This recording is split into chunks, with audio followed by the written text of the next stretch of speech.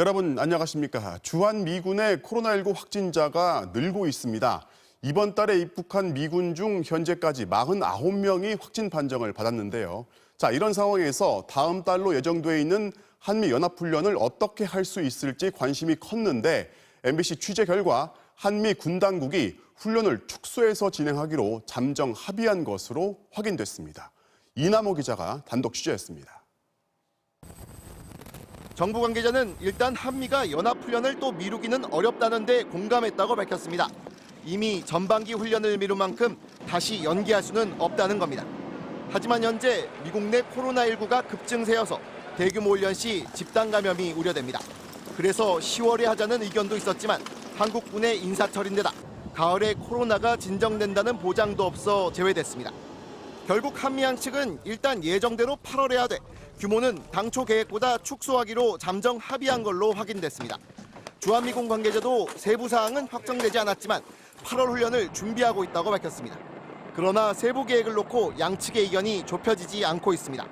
쟁점은 전시작전권 전환을 대비한 검증훈련을 할 건지 여부입니다.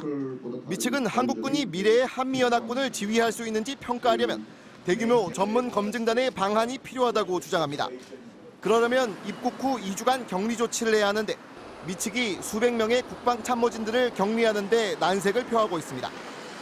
그래서 미 측은 이번엔 전자권 검증보다는 주둔 중인 주한미군을 중심으로 전시 대비 태세 점검에 주력하자는 입장입니다.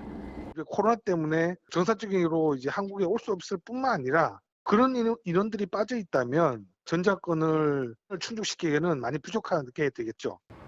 하지만 이 경우 2022년으로 예정된 전자권 전환을 또 미룰 수밖에 없습니다.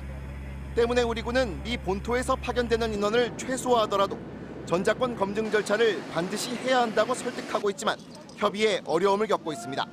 군 관계자는 한미 간 이견이 좁혀지지 않아 훈련이 임박해서야 결론이 날 걸로 보인다고 밝혔습니다. 무작정 기다리기만 할 수 없는 군은 예정됐던 대로 전자권 검증 절차를 위한 예비 교육 등 사전 준비 작업에 들어갔습니다. MBC 뉴스 이남호입니다.